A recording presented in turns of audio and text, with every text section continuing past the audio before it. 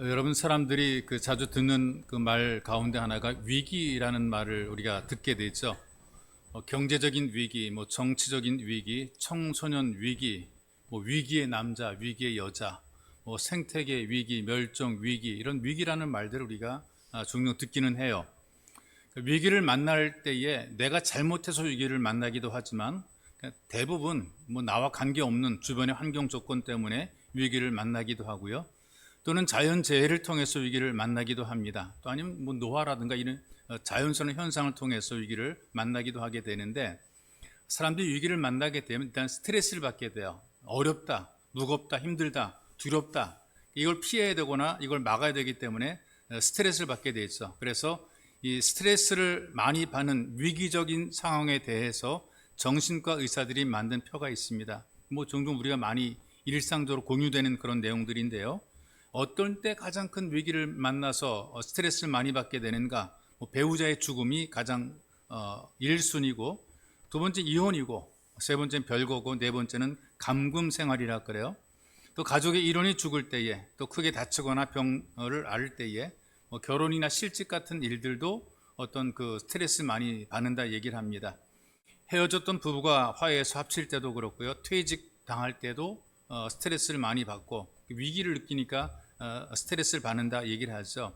그런데 똑같은 일을 경험해도 사람들에 따라서 그 위기를 극복하거나 위기를 느끼는 그 느낌이 정도가 다르다는 얘기입니다. 어떤 사람은 똑같은 위기를 만났을 때 너무나 충격이 커가지고 정신을 못 차리는 그런 사람도 있어요. 헤어나오지 못한다는 말이죠. 어떤 사람은 위기를 만났음에도 불구하고, 큰 위기를 당했음에도 불구하고 대수롭지 않게 쉽게 헤치고 나오는 그런 사람들이 있습니다.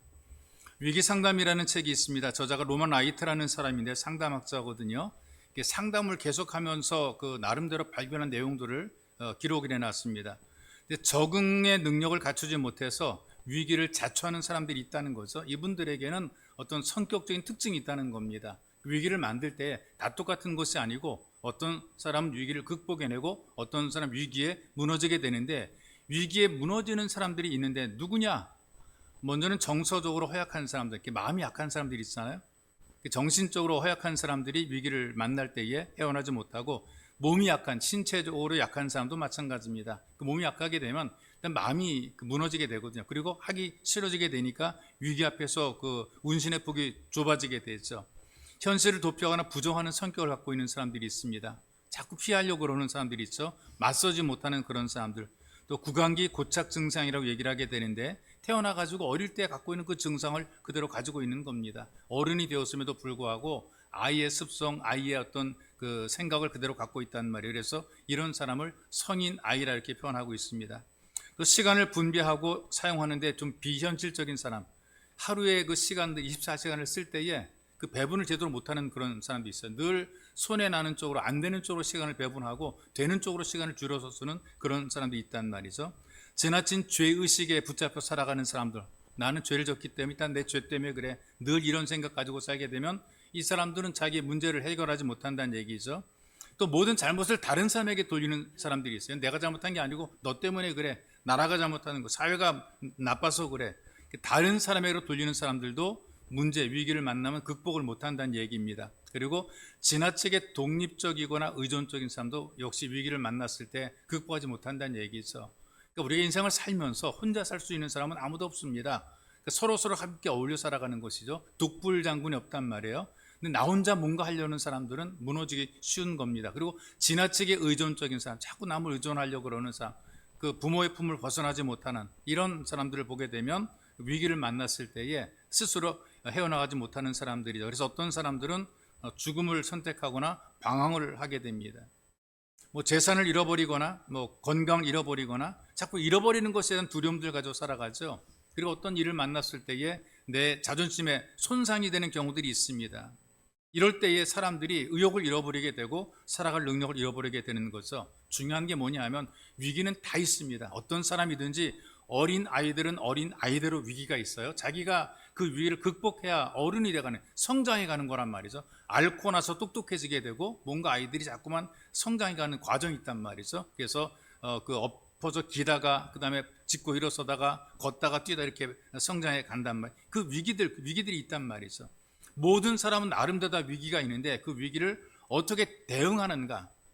한 번 실패했으니까 난 다음에 못할 거라 주저앉아 버리는가, 한 번 실패했지만 내가 다음에는 할 수 있어라고 도전하는가. 그 자기가 대응하는 태도에 따라서 위기를 이기기도 하고 위기에 무너지기도 한다 그 말이죠. 그런데 중요한 것은 우리는 예수 가족이라고 부르고 있습니다. 하나님이는 하나님의 자녀라고 부른다는 말이죠. 하나님의 자녀는 이 위기 앞에서 어떤 일을 겪는가.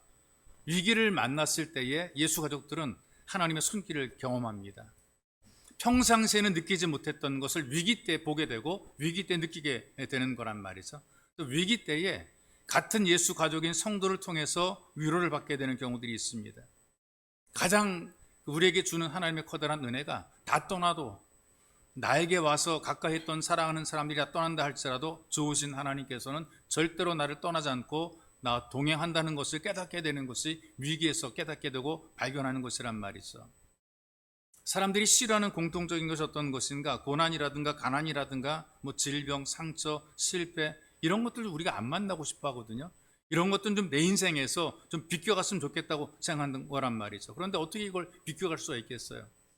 살면서 어떻게 우리가 문제없이 우리가 살 수가 있겠습니까? 살면 다 만사가 문제, 산 넘어 또 산인 거예요. 하나 문제 풀면 또 다른 문제가 다가오는 거란 말이죠.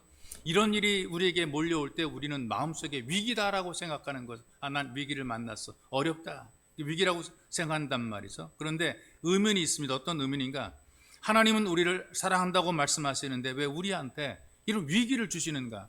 왜 우리한테 이런 고통을 주시는가? 왜 우리를 아프게 하시는가? 거기에 대한 의문이 있단 말이죠. 우리 한번 생각해 볼 것이 뭐냐 하면요. 그 성경에 문둥병이라고 불리는 한센병 있지 않습니까? 이 병의 특징은 위기를 잘 몰라요. 통증을 느끼지 못해 몸의 통증을 모르는 거란 말이죠. 한센병 환자들에게 보여지는 흉한 모습 있지 않습니까? 이를테면 눈이 안 보여, 눈이 한쪽이 없어지거나 코가 없어지거나 아니 귀가 잘리거나 얼굴의 모양이 제대로 형체를 갖추지 못하는 거란 말이죠. 왜 이렇게 되었을까? 신체적인 감각을 느끼지 못해서 만들어지게 되는 겁니다. 이를테면 한센병은요, 언제 눈을 깜빡여야 되는지 감각이 없는 거예요. 눈이 막 마르고 이물질이 들어가도 감각이 없단 말이죠. 뇌의 신경이 좀 눈을 깜빡거리라는 신호를 전달해 줘야 되는데 자기도 모르게 눈을 뜨고 있는 거예요. 왜? 감각이 없으니까. 말초 신경의 감각이 없으니까 고통을 모르고 위기를 모르는 거예요. 눈을 깜빡여야 돼. 눈물이 없으니까 눈을 깜빡여야 되는데 이게 안 되는 거란 말이죠. 눈에 이물질이 들어가서 눈을 깜빡여야 되는데 이게 안 되는 거란 말이에요. 눈을 계속 뜨고 있다가 망막이 말라버리는 거예요. 그래서 실명되는 경우가 있다는 것입니다. 여러분, 지금 우리가 주방이라고 얘기를 하게 되는데 옛날에는 부엌이라고 그랬죠. 부엌. 지금은 렌지와 그 싱크대를 사용해서 음식을 조리하지만 예전에 부엌에는 아궁이 하나만 사용했습니다. 땔감으로 불을 지피고 밥도 짓고 방도 따뜻하게 했단 말이죠. 그런데 그 아궁이에 불을 지피는 것을 군불을 뗀다, 군불을 지핀다 이렇게 얘기를 합니다. 이 한센병 환자들은요, 그 뜨거운 열기가 몸에 닿거나 손에 닿아도 모릅니다. 뜨거운 걸 모르는 거란 말이죠. 자기 손가락에 불이 붙어 손가락이 익어도 이걸 고통이 없는 게 모르는 거란 말이에요. 이게 손가락이 떨어져 나갑니다. 몰라서 떨어져 나가는 거, 아픈 게 없으니까 떨어져 나가는 거란 말이죠. 슬리퍼를 신고 신발 신고 가다가 발가락이 잘라져 나간단 말이죠.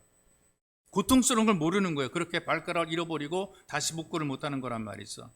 이게 어떤 의미냐? 고통을 모르니까, 위기를 느끼지 못하니까 자기가 더 큰 위기를 만나게 되는 거죠. 이게 한센병의 가장 큰 위험이란 말이에요. 우리가 아플 때 이 아픔을 통해서 그걸 방어를 하게 되는 거란 말이죠.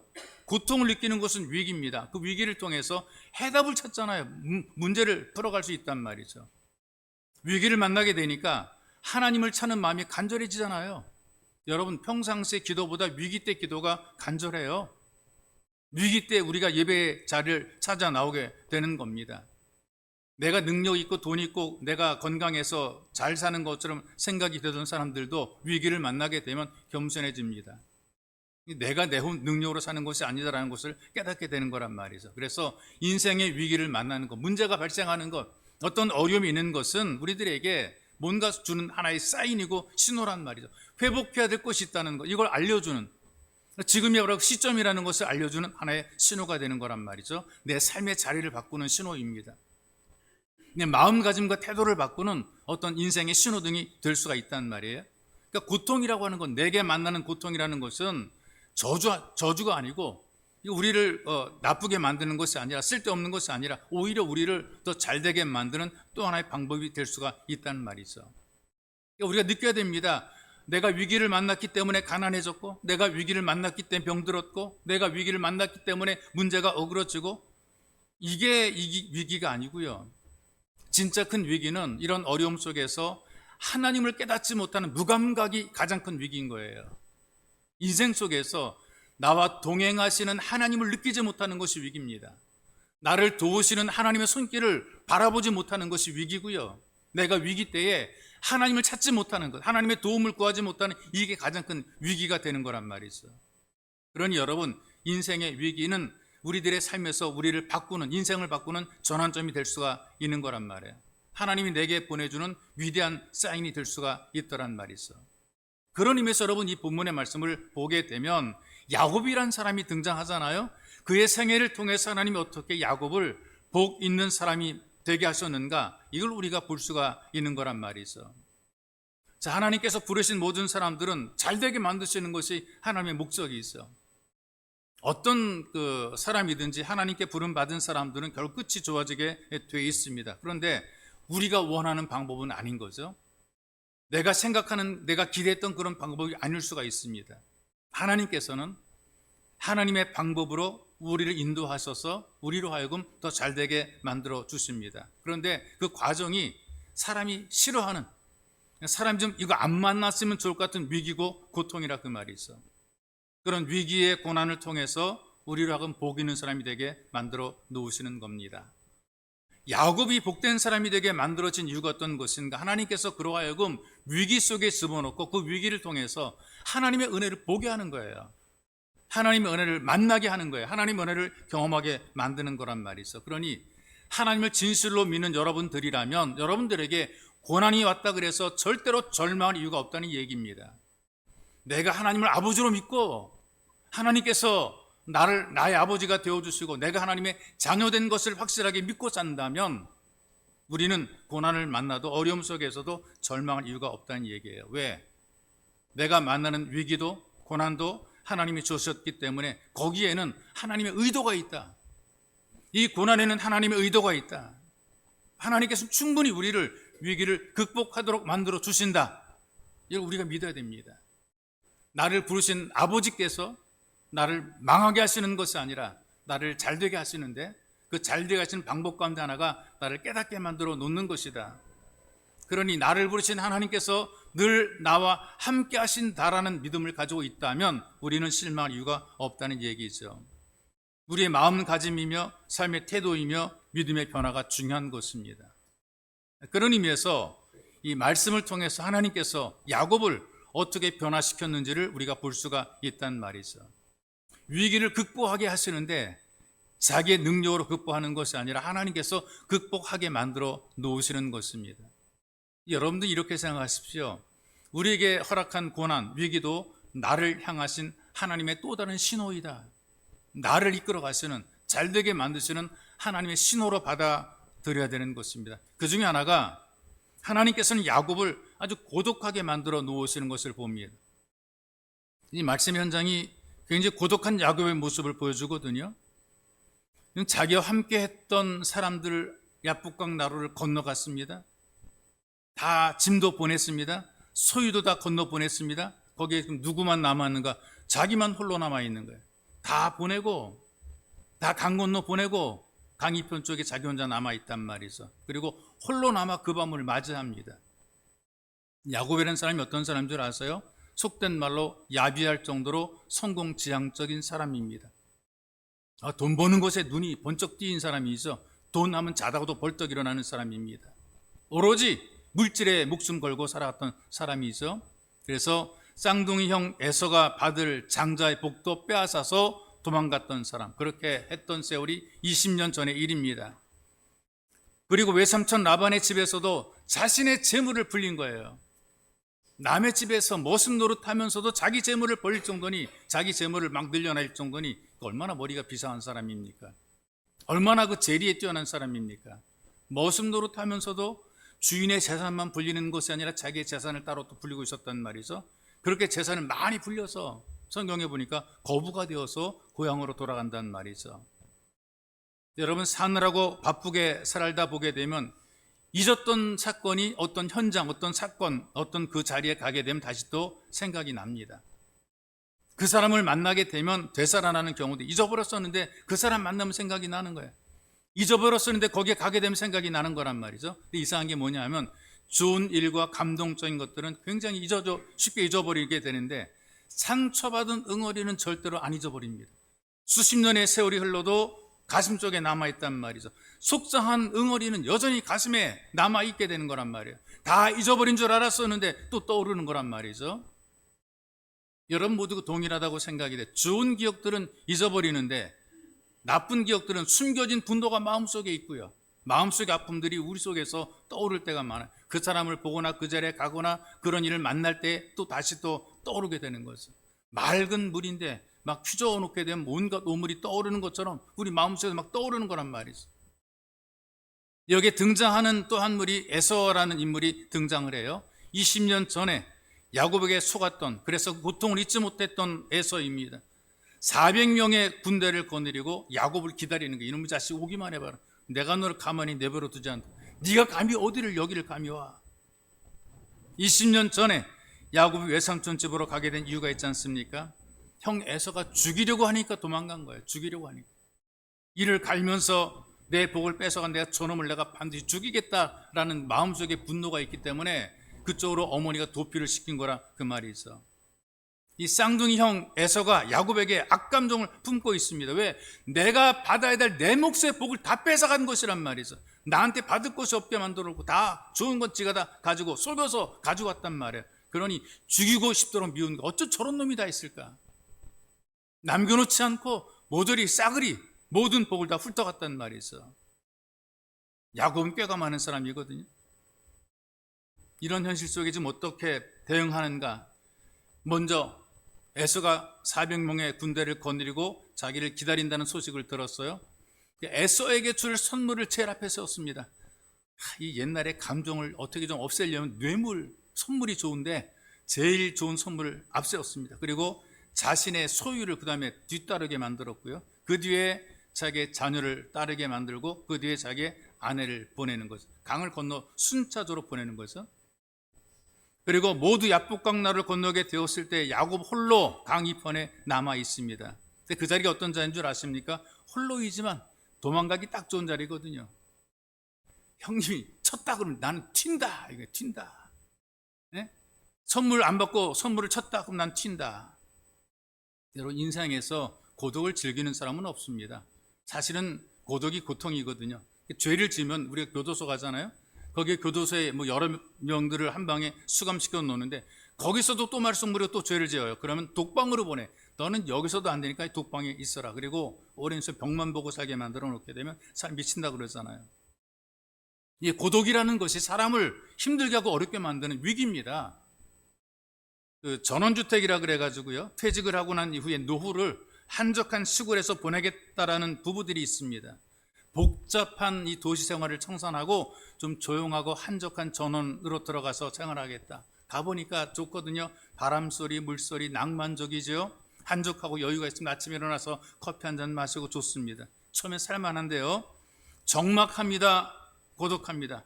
동네 슈퍼에 물건 하나 사러 가려고 그래도요, 한참을 걸어가야 되는, 한참을. 밤이 되면 어두워서 무서워서 나가지 못하게 되는 거죠. 남자들은요, 텃밭도 가꾸고 낚시도 하고 뭐 저녁이 되면 뉴스도 보고 드라마 보고 나름대로 즐기며 살아가는데, 대부분의 많은 여성들은 이 사람과 문화생활에 단절된 고독을 견디지 못하고 우울하게 되는 거예요.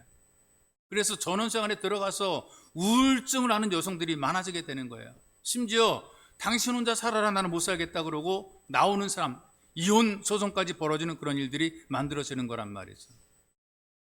나에게는 아무도 없다라는 이 고독이 삶을 쪼우는 것입니다. 만날 사람, 대화할 사람, 이 관계할 사람이 없다는 자체가 이것이 굉장히 우리로 하여금 고독하게 만드는 거예요.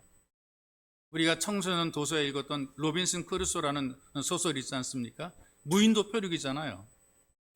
이 로빈슨 크루소가 무인도에 홀로 표류하게 됩니다. 물고기도 잡아먹어요. 과일도 따먹어요. 먹고 살 수는 있어. 생존은 하는데 고독해요. 아주 고독하단 말이죠. 이 고독을 해결하는 방법이 어떤 것입니까? 앵무새를 잡습니다. 그 앵무새한테 말을 가리키는 거예요. 왜? 대화의 상대를 만들기 위해서 앵무새한테 말을 가리키고 있단 말이죠. 내가 말하는 거 들어줄 대상이 있어야 되는 것이고, 네가 말하면 내가 들어줄게. 이래야 이 고독이 해결이 되는데, 그래서 여러분 이 땅에 사는 그 사회가 구성이 되고 모임들이 만들어지게 된단 말이죠. 이런 대상이 없다는 고독하단 말이죠. 야곱도 삶의 과정을 보게 되니까 홀로 있는 것을 싫어했던 사람입니다. 아내도 많았습니다. 자식도 많았습니다. 재산도 많았습니다. 이걸 통해서 야곱이 어떤 사람인가를 말해주지 않습니까? 바쁘게 살았잖아요. 분주하게 살았잖아요. 많은 재산을 일궈냈잖아요. 가족도 돌봐야 되잖아요. 많은 문제 속에서 많은 자녀들과 많은 아내들과 함께 살아왔단 말이죠. 지금은 왁작지껄하던 그런 모든 삶이 사라져버리고 혼자 남은 겁니다. 아무도 도와줄 수 없는 밤에 야곱이 혼자 남겨지게 된 거란 말이죠. 사람이 혼자 있을 때에 생각이 많아지게 되는데, 다른 생각보다 자기에 대한 생각을 많이 하게, 나는 누구냐? 내가 어떻게 살아왔는가? 나는 어떻게 살아갈 것인가? 이런 생각을 많이 하게 된단 말이죠. 여러분 살면서 사람 속에 살고 일 속에 살아가잖아요. 그럼 사람들의 소리를 듣게 되고 일과 연관된 이야기를 듣게 됩니다. 이렇게 하라 저렇게 하라 그런 말 듣게 되죠. 때로는 일을 하면서 마음속에 탐욕의 소리가 올라옵니다. 이거 가지고 싶고 누리고 싶고 뭐 즐기고 싶은 것들이 있단 말이에요. 이걸 하라라고 하는 마음속의 욕망의 소리가 있단 말이에요. 여러분 우리가 이 땅에 살면서 진짜 들어야 될 음성은 바로 하나님의 음성, 진리의 말씀을 들어야 되는 것입니다. 하나님의 말씀은 우리 길의 빛이라 그랬습니다. 우리 발의 등이라 그랬단 말이죠. 한 걸음 한 걸음 내디딜 때 한 발만 잘못 디뎌도 크게 넘어지고, 실수하게 되면 실족해서 인생 소위 말하는 쫑난다라는 표현을 쓰는 것처럼 인생이 망가지게 되는데, 말씀으로 살게 되면 그런 인생이 되지 않는다 그 말이에요. 여성 산악인 가운데에 지구촌 그 최고봉 등정으로 세상에 알려진 여인이 바로 고미영이라고 하는 등반 대장입니다. 지구의 지붕이라고 불리웠던 히말라야 14개의 최고봉이 있는데, 그 최고봉 등정을 목적으로 출발해서 10개의 고봉까지 정복을 하고 11번째 고봉을 등정을 해서 성공을 했어요. 그럼 내려오다가 실족하게 됩니다. 내려올 때 일반적으로 대원들끼리 로프로 몸을 연결해서 한 사람이 실족해도 붙잡아 일으킬 수 있는 그런 어떤 루트, 그런 그 체제를 만들어서 내려오게 되는데, 그 지역은 지금 이 고명 대장이 올라갔던 내려올 수 있는 지역은 혼자 내려올 수밖에 없는 그런 지형이란 말이죠. 어두운 밤 정복한 다음에 어두운 밤 10시경에 홀로 내려오다가 발을 잘못 들여 실족했어요. 한 발이죠, 한 발. 그 한 발 때문에 결국은 살아오지 못했습니다. 트레비스라고 하는 그 얼음 빙독에 갇히게 된 거라 그 말이죠. 인생 살면서 우리가 한 발만 잘못 딛게 되면 잘못되는 경우들이 많이 있습니다. 길을 걸어본 사람, 특별히 산에 올라갔다 내려오면서 미끄러져 본 사람들이 한 걸음, 한 발짝이 얼마나 중요한지 알게 된단 말이죠. 그런데 하나님께서 말씀이 우리의 등이 된다, 내 길의 등이 된다, 빛이 된다 말씀했단 말이에요. 실족하지 않도록 인도해간다 그 말이죠. 그래서 하나님 말씀을 듣지 못하고 자기 마음대로 막 살아가는 인생을 향해서 방황한다 이렇게 표현한단 말이죠. 방황한다. 하나님 없이 인생을 살아가는 사람, 말씀 듣지 않고 내 생각이나 내 경험에 따라 살아가는 사람들은 열심히 살아가거든요. 부지런히 살아가는데 헛된 일에 분주하다라고 성경이 지적을 하고 있단 말이죠. 그런데 우리가 실제로 이 하나님 말씀이 안 들리는 게 실제란 말이죠. 잘 안 듣고 안 들립니다. 이렇게 하면 잘 산다, 저렇게 하면 잘 된다라고 들려오는 소리가 사람들의 소리가 더 잘 들리는 거예요. 누구는 이렇게 잘 됐대, 누구는 저렇게 잘 됐대, 그 소리가 잘 들리는 거라 그 말이죠. 내 마음속에 욕심이 만들어내는 소리가 꽤 들리는 거란 말이에요. 그런데 하나님께서는 이런 소리를 들을 수 있도록 우리를 고독한 자리에 있게 하시는 겁니다. 사람 속에 들어가 있으면 안 들리는 거예요. 사람 소리가 더 많이 들리는 거예요. 내 욕망의 소리가 더 많이, 경쟁을 해야 되니까 내 욕망의 소리가 더 많이 들리는, 너도 가졌냐 나도 가져야 되고, 너 누리냐 나도 누려, 너 갔냐 나도 가야 되고, 이러니 우리가 주의 음성을 듣지 못하는 거죠. 그런데 혼자 있게 되면 하나님 말씀이 들리게 되는 거란 말이죠. 하나님 말씀을 들을 수 있도록 하나님께서 우리로 하여금 홀로 있게 만들어 놓으시는데, 야곱도 동일한 것입니다.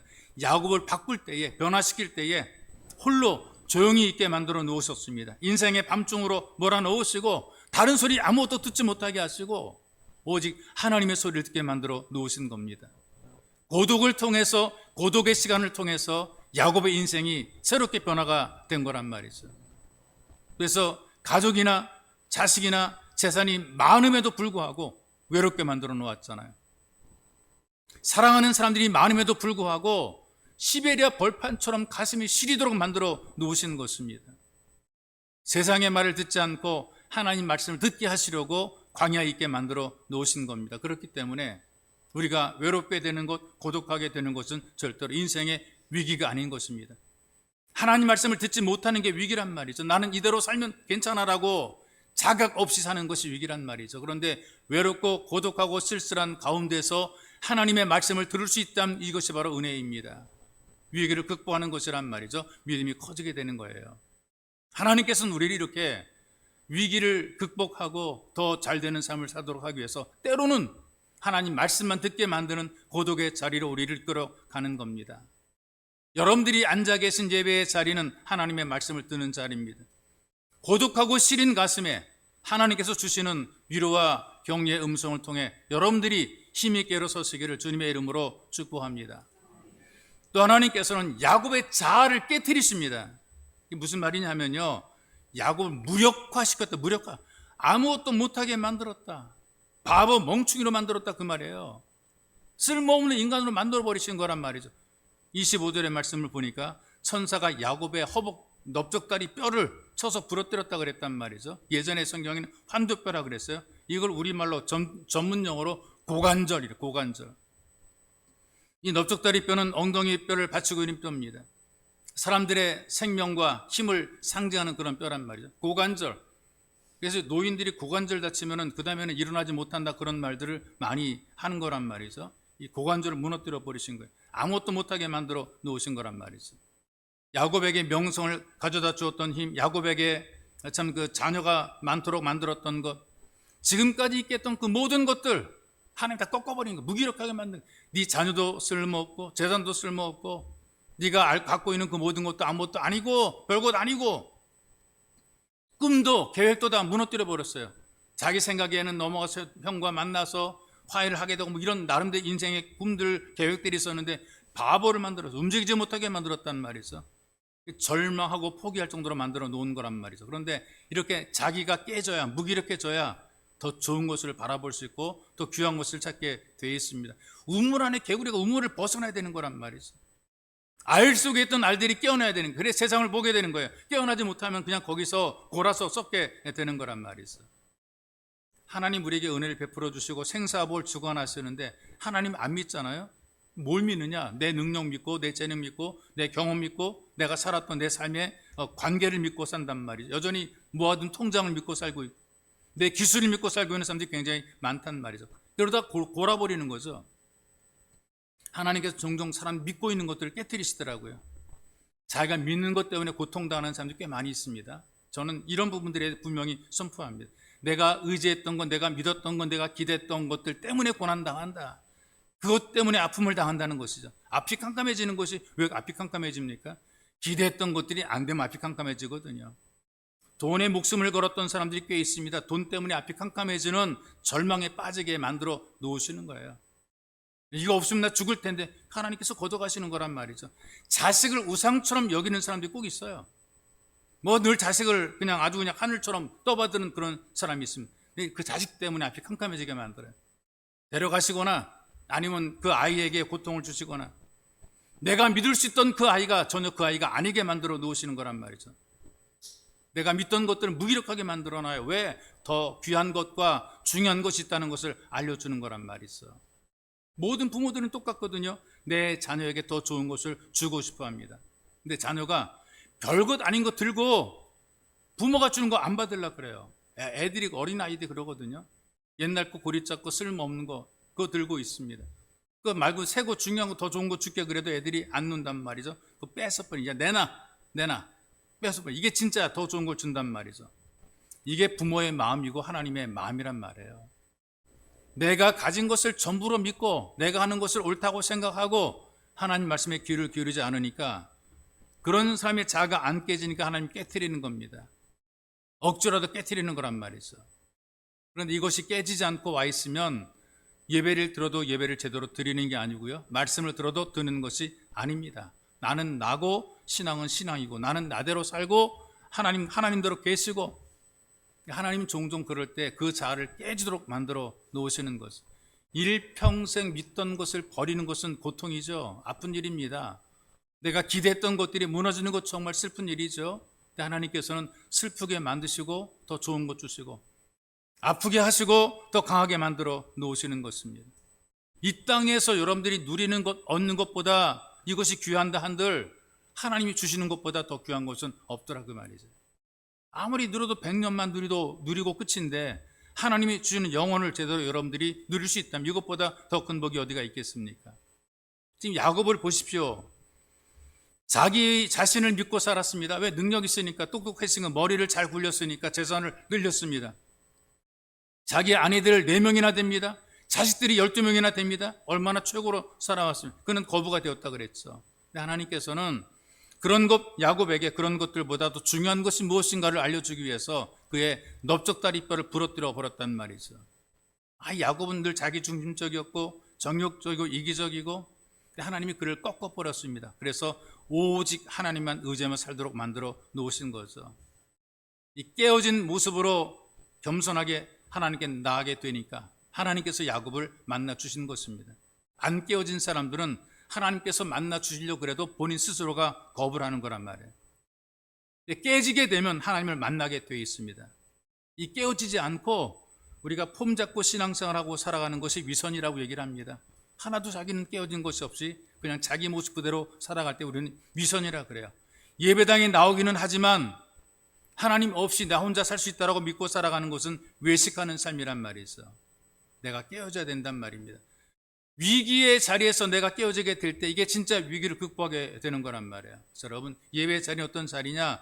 깨어져야 된다는 것을 깨닫는 자리예요. 내가 깨어져야 되는구나. 내가 깨어져야 되는구나. 그 지금 실패나 이 고통이라고 하는 것이 얼마나 내 큰 복인가를 깨닫고 발견하는 자리가 되는 것입니다. 더 나아가서 하나님께서 나에게 관심을 가지고 있고 나를 이끌어 가신다라는 사실을 누리고 하나님을 만나는 자리가 예배의 자리가 되는 것입니다. 여러분들이 경험하는 위기는 여러분들이 변화되기를 원하시는 하나님의 신호예요. 하나님께서 여러분들에게 신호를 주는 거예요. 변화되라고 신호를 주는 거예요. 결단을 요구하신 나는 오직 하나님만 믿겠노라. 내가 갖고 있던 재능과 능력과 재물과 배경 이거 다 내려놓고 나는 하나님만 믿겠노라. 이 결단시키는 하나님의 신호예요. 이 신호에 반응하시기를 주님의 이름으로 축복합니다. 가장 중요한 것 한 가지는 그럼에도 불구하고 하나님께서는 여전히 야곱과 함께 하셨더라. 하나님은 여전히 우리와 동행하시더라. 우리가 참 한심하고 보잘것없더라도 우리와 동행하시더라. 무기력해지고 바보같이 되어도 하나님께서는 동행하시더라 그 말이에요. 내가 외롭고 내가 아무것도 못하고 무기력해지게 될 때에 가장 필요한 게 어떤 것입니까? 도대체 누가 나와 함께 하는가? 여러분 인생에 누가 여러분과 함께하고 계십니까? 오늘 본문 28절에 보니까 하나님께서 야곱의 이름을 이스라엘로 바꿔주시지 않습니까? 이름을 바꾼다는 것은 무슨 의미냐? 신분을 바꾸는 거고 삶을 바꾸는 거고 인격의 변화가 만들어진 거라 그 말이죠. 야곱은 쌍둥이 형인 에서의 발꿈치를 붙잡고 태어났습니다. 거기에 대한 어떤 나름대로의 트라우마가 있었던 거죠. 내가 먼저 나올 수 있었는데, 내가 형이 될 수 있었는데, 이 간발의 차이로 내가 그만 동생이 되고 말았다라는 나름대로 트라우마, 출생의 트라우마가 있는 거예요. 내가 발꿈치를 붙잡고 낳았다. 내가 앞장서면 좋을 터인데. 그런 트라우마로 인해서 태어나서 자기가 형이 되고 싶었던 것이죠. 인간적인 성공과 욕망을 쫓으며 살아왔어요. 그랬던 야곱이 하나님에게 인생을 다 맡겼습니다. 이게 내 힘으로 되는 것이 아니구나. 하나님의 은혜로 가능하다. 이걸 체험하게 된 거죠. 그러고 난 이후에 바뀌어진 이름대로 살아갑니다. 이스라엘, 하나님이 통치하신다는 의미란 말이죠. 하나님께서 함께 하신다. 이게 진정한 동행이라 그 말입니다. 하나님께서 나와 함께 하신다는 믿음으로 사는 사람들은 생각하고 결정하고 판단하는 모든 행동들이 다르다 그 말이죠. 어려울 때 하나님께서 나와 함께 계시고 내가 기도할 때 들으신다라는 고백이 있습니다. 하나님께서 나와 함께 한다는 믿음을 가지게 되면 낙심하지 않아요. 고통이 있고 어려움이 온다 할지라도 하나님의 사람들은 변화면 믿음을 가지고 살아갑니다. 그리고 일이 잘 된다고 절대로 교만하지 않습니다. 하나님께서 하게 하신 것이지 내 능력으로 잘 되는 것이 아니기 때문에 절대로 교만하지 못합니다. 하나님이 보고 계신다라는 의식이 있기 때문에 그런 것이 있어. 근데 하나님이 함께 하신다라는 의식이 없으니까 내가 살아온 것처럼 내 경험대로 막 살아가는, 기도할 이유가 없지 않습니까? 필요한 것 하나님께 기도할 이유가 없지 않습니까? 돈 있고 지위가 있고 자식이 있고 뭐 집 있고 뭐 아무것도 부족한 것이 없으니까 난 만족하다 그 말이에요. 그런데 하나님의 살아계심을 체험한 사람들은 감히 함부로 살지 못하는 거죠. 분별력 있게 살아야 한단 말이죠. 야곱은 절뚝거릴 때마다 하나님께서 나와 함께 했다는 사실을 잊을 수가 없습니다. 자기 다리가 부러진 그 무기력을 통해서 그는 하나님을 만났습니다. 하나님을 누렸습니다. 하나님을 경험했습니다. 여기에 야곱의 인생관의 변화가 만들어지게 되는 것이죠. 우리가 하나님께서 나와 함께 한다라는 믿음이 없는 예배를 드리게 되면 우리는 예배 구경꾼입니다. 기도할 때 회개가 없습니다. 앉아서 예배를 평가하죠. 이게 예배가 아니라 그 말이죠. 평생 내가 옳다라고 생각했던 나를 깨트리고 하나님만 붙잡는 사람이 되어야 돼요. 그러면 우리가 예배에 임재하시는 하나님을 경험하게 되는 것입니다. 여기 야곱을 보시게 되면 하나님께서 나를 축복하지 않으면 축복해 줄 사람이 없다라고 고백을 하고 있습니다. 내가 가진 소유가 중요한 것이 아니란 얘기죠. 하나님이 복을 주셔야 내가 살 수 있다는 고백입니다. 하나님께 매달리는 모습을 보십시오. 가장 어두운 시기에, 가장 위기 때에 하나님 말씀을 듣고 하나님께 매달렸던 야곱이 진수로 복 있는 사람이 되는 것입니다. 현대를 사는 우리들도 각자 다양한 문제 속에서 고민하고 있을 수가 있습니다. 남들에게 말은 못하지만 그러나 나만의 고통이 있을 수 있단 말이죠. 겉으로 웃고 있지만 마음으로는 울고 있는 그런 분들이 있을 수가 있단 말이죠. 내 인생은 왜 이렇게 꾸겨졌을까? 내 인생은 왜 이렇게 꼬였을까? 마음속에 포기가 되는 사람이 있을 겁니다. 여러분, 이런 위기는 위기가 아닌 거예요. 그런 위기 속에서 나를 향하신 하나님의 소리를 들을 수 있는 이 자리에 있다는 이것이 가장 큰 복이고 은혜란 말이죠. 그런데 이렇게 못하는 것이 위기인 거예요. 말씀을 듣기에 너무 멀리에 가 있는 이런 사람들이 위기라 그 말이죠. 그런데 말씀을 듣는 예배 자리에 있다는 것은 위기를 극복할 수 있는 기회가 만들어지게 된 것입니다. 위기를 통해서 여러분들을 챙겨주시는 살아계신 하나님을 경험하시기를 주님의 이름으로 축복합니다. 우리 기도하기 원합니다. 같이 기도합시다. 주의 말씀이 우리 기도의 제목이 되었으면 좋겠습니다. 누구나 삶의 위기는 있습니다. 우리를 도우시는 하나님 아버지께서 함께 하시는 믿음을 가지게 되면 얼마든지 위기를 극복해낼 수가 있습니다. 아무에게서든지 도움받지 못하는 고독 속에서 살아계신 하나님을 경험하게 됩니다. 하나님, 내가 고독한데 내가 이때 하나님을 경험하게 만들어 달라고 간절히 기도합시다.